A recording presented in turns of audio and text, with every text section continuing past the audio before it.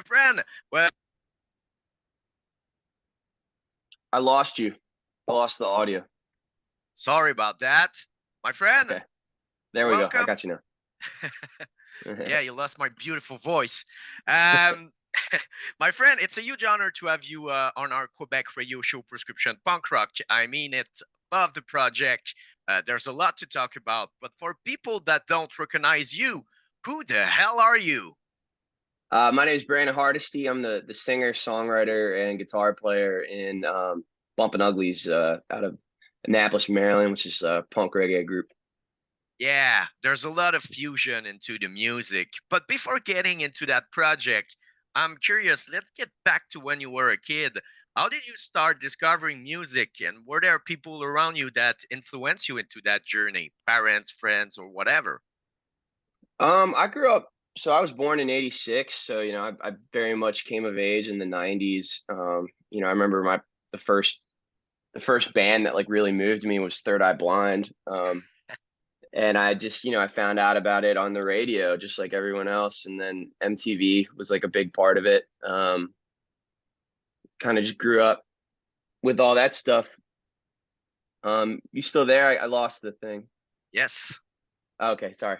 Um, yeah, so yeah, I mean, really came up with in the '90s with the radio and MTV. Then kind of like file sharing became a thing when I was in middle school and high school, and that's like when I really started diving into more genres of music. And I didn't really get into punk rock until really like my late teens. Um, it was more of like I was more into like the singer songwriter thing and like the kind of like alt rock, like Nirvana and all that kind of stuff of the '90s when I was younger. It's crazy. It's pretty rare that people named Turn Eye Blind, but I'm a huge alternative fans, and it makes sense. It was great. It was great music, and I don't know. I still listen to them now, so it's great that it's one of the band that influenced you. Oh, my band rips on me all the time. Sorry, my dog's listening. Hello, Give me a buddies. second.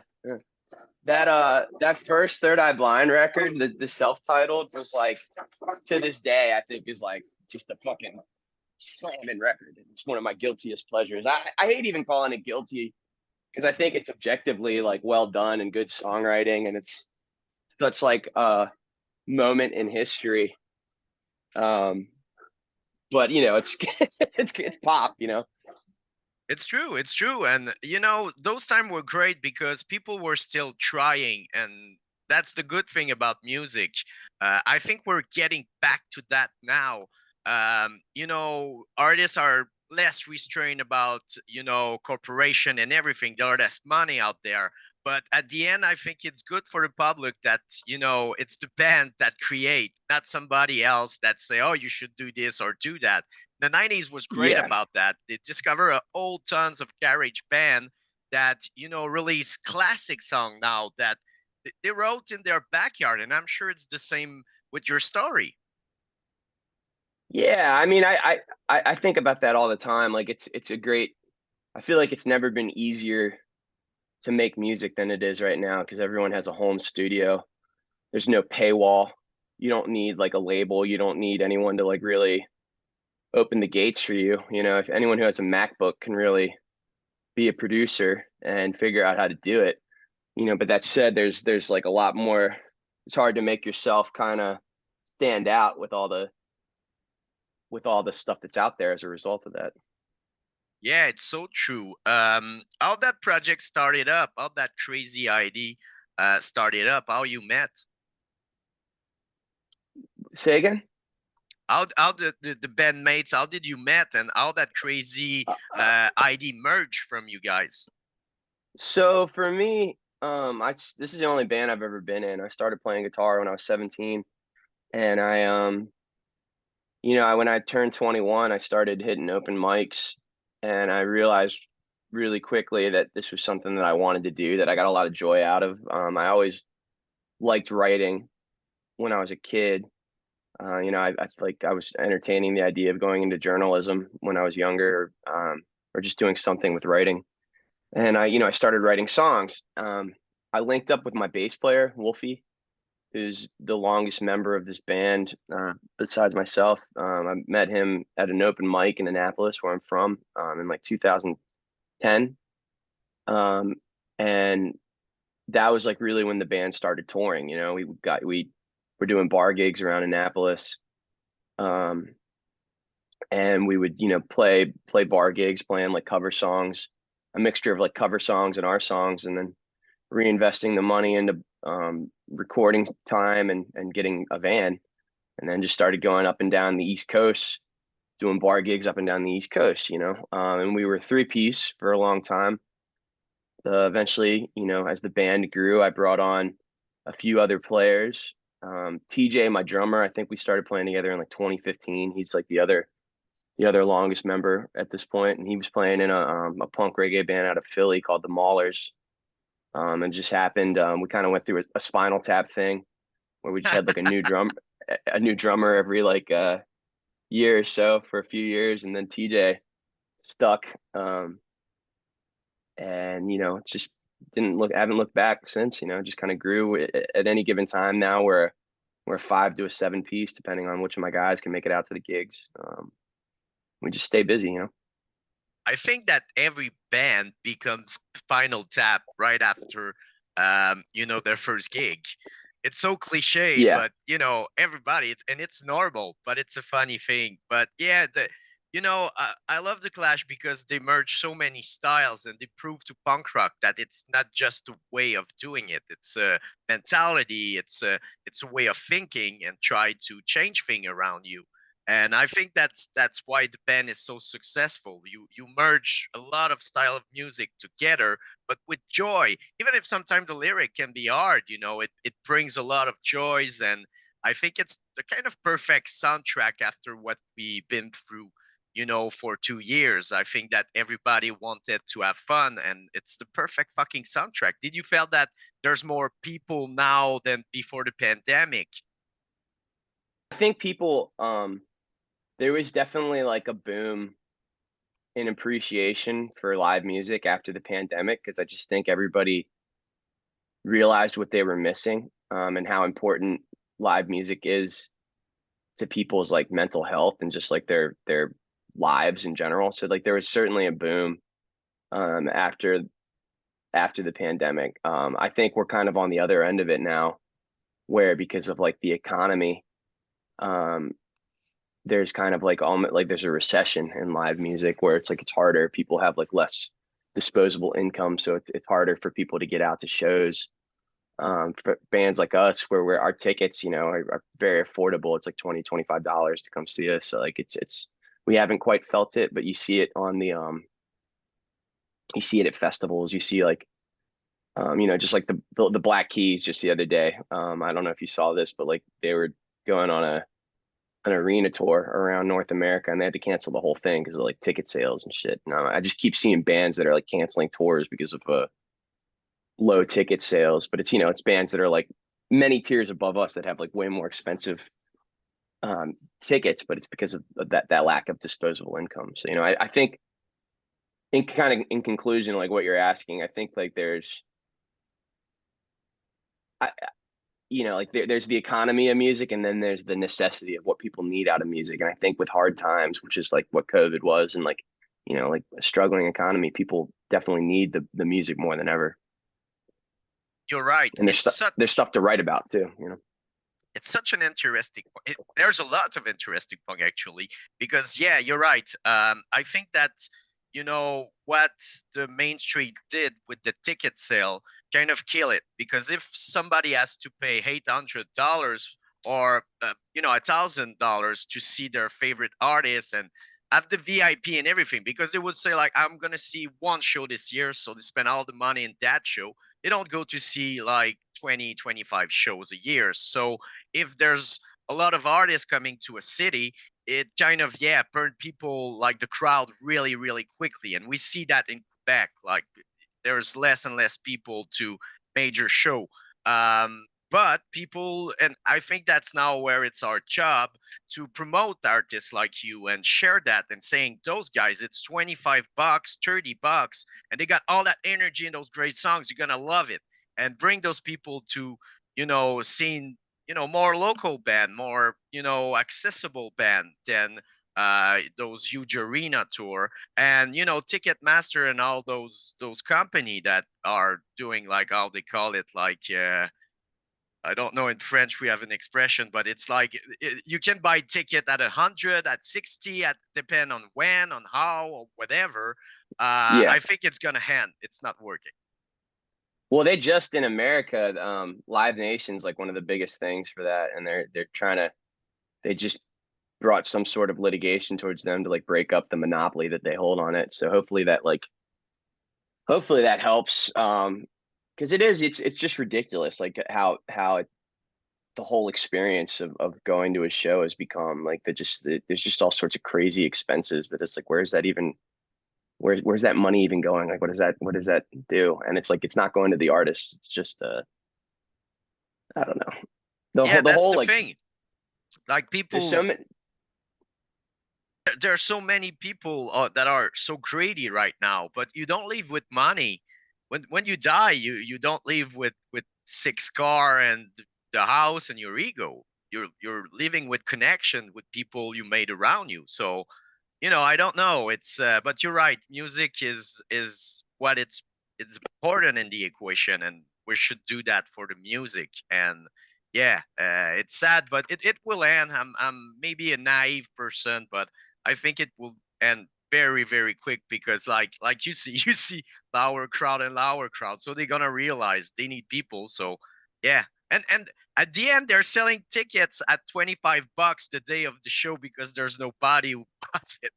Snoop Yeah, Dogg. I mean, I think it's all secular. I think there'll always be there's always going to be both of them, you know. It's just the fact that we're kind of in this time. It's that's why, you know, them having a monopoly is so dangerous because it's like when they can it's like controlling the means of production, you know. But like there's always going to be a demand for people who want to go to these big shows and they want to see like a big production, and it's more of a show than like a band. Like I play in a band. We don't do a fucking show. We go out and we play songs. You know what I mean? And there's going to be people who appreciate that too. And it's like it's easier for us to do our thing than it is for someone like Taylor Swift or whatever to go out and do her thing, because it's like there's like it's a fucking production. It's not like I mean, you know, they got like good players and like there's players doing that shit, but there's also like crazy like pyro and wardrobe changes and shit. And I don't know. It's just a matter of like what is in right now. But like, you know, you go back to like the 80s and like you look at like hair metal and like all that, like those were shows. Like that was a crazy production. And then Nirvana came along and just fucking just like killed that, you know. And then that was what was in was for a while was like grunge and like the minimum production. So but like at the same time, like there was still hair metal going on. It just wasn't quite as popular as it used to be. So like the point I was trying to make is like there's always going to be a place for all of it, I think, and it's just a matter of like how successful you can be while doing it and just being happy staying in your lane and like realizing what you want to do. It's so true. I think that everybody has a place in that old puzzle. And there's sometimes there's been, that after many years said, oh, you never have the reward, the money and the fame that you should. But they influence so many band, like a band like Oscar Do has influenced like band like Green Day. And without them there would be no Green Day, because Billy Joe listened to Oscar Do and said, I want to do this. So yeah, and I think that's what Nirvana, bring. It's, that garage scene, that punk scene that was there and alive, and it brought it to the mainstream, and it looked like, wow, we're gonna have fun. And then you got the Offspring and everybody, and then the money and everything broke down. So it's always Yeah. the same circle. When money come in mainstream, it broke everything. It's like when Well, governments that say, oh, we're gonna it's now us that we're gonna deal that, and it after 5 years there's nothing happen, and it's it's a ship that's sinking. well, that's the bummer in it too, is like I think people, even if they don't know what they're looking at, people appreciate authenticity, which is like why Nirvana, like something like Nirvana is so like refreshing. or like you see it in or in country right now. Like they're like I'm like real into singer songwriters and stuff, and like like in the US, like country became like very like pop oriented. The pop machine like just got into it for so long. But there's almost been like a Nirvana kind of revolution going on there where you have cats like Sturgill Simpson and Tyler Childers and Jason Isabel. And like most recently, this cat, Zach Bryan, who come along and they're actual like bona fide songwriters who are just like, they're not doing the pop country thing. They're just writing cool songs and they're taking off as a result of it because the authenticity is so refreshing to people who have been like having just packaged music shoved down their throat. But the point I was trying to make is like with Nirvana, it's like that wasn't planned. It's just something that happened. But then people see it happen and they see the money coming along. And as soon as the money's there, the fucking vultures come and they Yeah, try to just like they try to create a formula out of it. And that's how you get all this. That's how you get in these situations with like, the ticket prices that we're talking about. it's all right. It's so true. But underground has always been so strong. So it's never the one who got the idea who make the money with it. It's the one who copy or stole it. Yeah. you know but you're right, and I think that we're such a great time for music, and yeah, it's tough, but still it's good. The music has never been so good. There never have that amount of band and diversity around the scene, so people can choose. And I think that people that love music and know music still encourage it. So of course, like, people, that's on your part, like, less download and more buying stuff. But yeah, with our time, it's a weird time. But I was gonna be, you're gonna play on a great festival. You're gonna play with Sublime. There's a beautiful story behind that lineup of Sublime. It's Brad's song, so there's gonna be a huge hype around that show, I'm sure. Yeah, how you felt playing there? I'm excited. I mean, for me, like Sublime is like the band that like got me into being in a band, like when I was really really into Sublime when I started this band. I was young, and that was, like I said, we were a three piece for a long time, so like they're like one of the more famous three pieces, and that kind of, it was like the blueprint upon which my band sound was developed. And since then we still do a lot of stuff that's like very directly influenced by Sublime.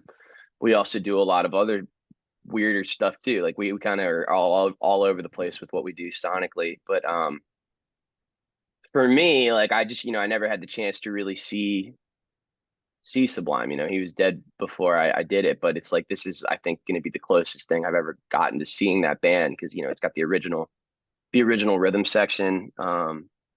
His son is fronting the band and he sounds like just fucking like him, which is crazy. And like furthermore, it's like Sublime, Sublime to me is like a prolific bar band. Like it's a band that like is just like sloppy and raw, but like brilliant at the same time. And um, like they should, it shouldn't be a production. It shouldn't be a show. It should be a fucking some dudes like jamming out and being awesome. And I think that's the approach that they're taking. It's not, they're not playing to click tracks. They're not, there's no backing tracks. There's none of that shit. It's just dudes like going out and rocking the fuck out. And I'm excited to have the opportunity to see that show. It's just a huge fan. Yeah, it's gonna be great. And I always back, when Rome was there. It's like, Brad is there. And it happened with a lot of band, so to celebrate their music, through members that was there, through people that were involved in that time, I think it's just beautiful, and it bring that music to kids and a younger generation. And yeah, I think that music is a living thing, and it have to be heard. So, like, and I know people debate, yeah, but there's not the original. I know, but it's better than that to have that than nothing. Yeah, and I mean at the same time too, it's like this has got two of the original members, and it's like Yeah, it's a they never, son. yeah, and they never had the ability to go out and like really tour on, I don't know. I think, go out and get that bag, and like Yeah, I'm excited. I don't have a dog in the fight, and I think I'm like I'm excited as a fan to see the set. Yeah, it's so great, and you have. I'm sure you're gonna have a hell of fun. So how's gonna be the rest of the year for the band? Well, we have our own festival that we put on called Weekend at Wolfie's, which is in it's in Eastern Pennsylvania, and that's the following weekend after the Point Break Festival with Sublime. After that, we're doing a 2-week tour up and down the East Coast with our buddies Ballyhoo, and then we're doing a national tour with Tunnel Vision, Joey Harcum, and the Best to promote our new record, Lyrics Over Everything. That's going to be in the fall, and that takes us through the end of the year. Yeah, fucking good. That's gonna be a good tour. Love those bands, seriously. And I think there's a beautiful scene that's building right now, and it's great to see that it's different, and there's originality, and it's really refreshing. That's how I approach the music you made through the years. I think it's a different angle, and I'm not those. I'm 42, and I'm not those guys that into nostalgia with radio show. I'm always on the next thing. So it's great, and I love the music. So people, of course, go listen to them. It's fucking everywhere. But if we want to encourage you, if people got music budget and want to buy merch, what's the best way to directly encourage a band? The best thing you could do is just buy a ticket, come out to a show, and then buy some merch. Like that's literally how we make our living. So they can put gas because it fucking costs a lot right now. Yeah, very much so. So buy shirt, buy merch, go see them, and of course, it would be great to have you in Canada and Quebec. We want to make it happen, but a couple of the guys have legal things, so it's just hard to kind of make it get over there. I do like intend someday to fly up there and do some like acoustic shows at the very least, but it's just hard, man. It's hard to get up there. It's hard to cross the border. Yeah, it's a fucking pain in the ass. The Canada borders. It's such, a lot of band can travel all the world, everywhere except Canada because of a stupid little thing, and most of them it's because of weed.